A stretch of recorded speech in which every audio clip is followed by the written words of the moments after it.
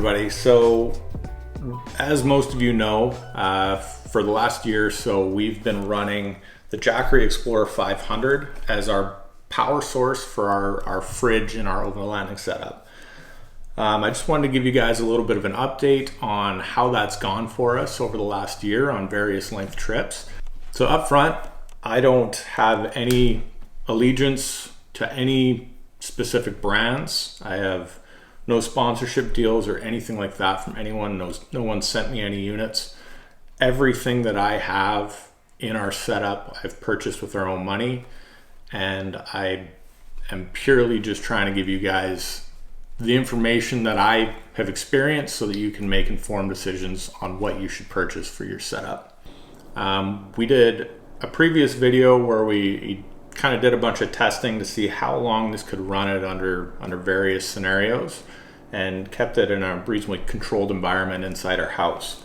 A lot of people picked up on the fact that obviously the true real world scenario as we're camping is going to be different than that. It's hotter outside, especially in the summer, and that's going to affect how often the compressor on the fridge is kicking in and how much that drains its battery.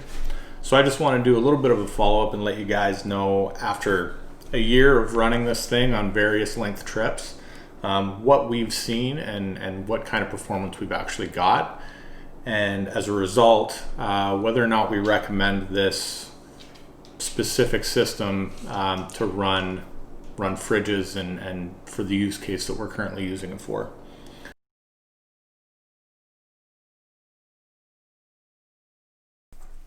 So in a normal scenario, we've been getting to camp usually mid-afternoon, say 3 o'clock, 4 o'clock, something like that. And what we find is starting to draw down the battery at that point. By the time we wake up the following morning, depending on how hot it is, what time of year it is, the battery is usually sitting somewhere between 35 and 50%. What we're running into is that the charging speeds with the Jackery line specifically, and this goes for all the sizes from the smaller ones all the way up to the Jackery 1000 from what we've seen from testing, is that when plugged into solar, they're struggling to charge much faster than somewhere in the mid 40 watt range, no matter how big of an array you have plugged in. Now we have two Renogy 100 watt solar panels that we run in parallel. But even with 200 watt panels, doesn't matter if we plug in one or two in parallel, this battery can only accept just over 40 watts. That basically results in us constantly playing catch up, because by the time we've woken up the next morning and our battery's sitting at, say, best case scenario, usually about 50%, throughout that day, especially if it's reasonably warm out in the summer, we are charging the battery faster than we're depleting it during the day, but not enough to make up for the depletion overnight. So we may plug it in, have panels running all day long while it's running the fridge, but by that night, it's probably only back up to maybe, depending on where it was at, somewhere between 55 and say 70% before we go to bed that night. And more often than not, what we've found is that when we wake up on the second morning, this battery is completely dead.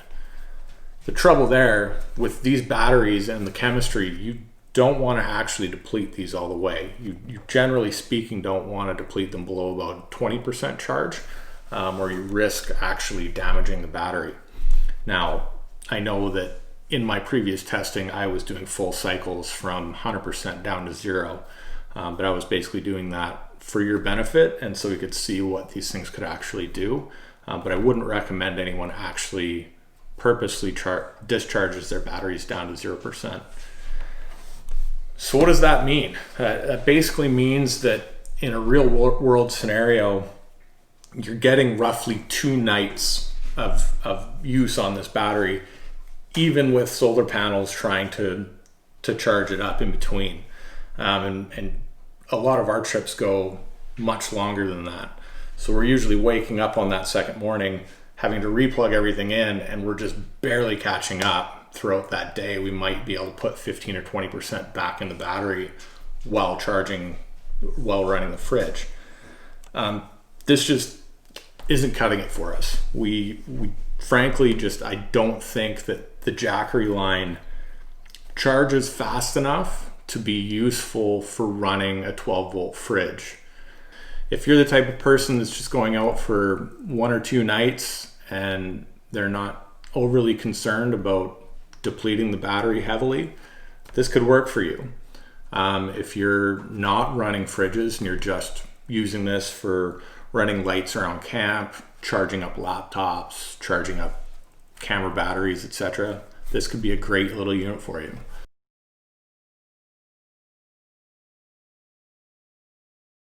So where does that leave us? Basically, we no longer recommend this unit for the type of use case that we use it for. So what would we recommend? What I would look at, and full disclosure, I don't own one of these units, but what I would look at if I was really wanting to go with this, roughly this price point and this battery size, roughly 500 watt hours, I would take a serious look at the Bluetti AC50S. It's a newer one that's just come out, and from all the testing that I've seen online, once again, I haven't done any of this testing myself, I don't own one of the units, but from everything I've seen, it knocks the Jackery Explorer 500 out of the water across the board. So between the Jackery Explorer 500 and the Bluetti AC50S, they have a similar price point, similar battery capacity, but the AC50S charges significantly faster and is a little bit cheaper. If you're looking for a 500 watt hour portable power station in late 2020 or early 2021, there's no reason at this point in time to take the Jackery over the Bluetti AC50S. In my opinion, the Bluetti wins hands down across the board.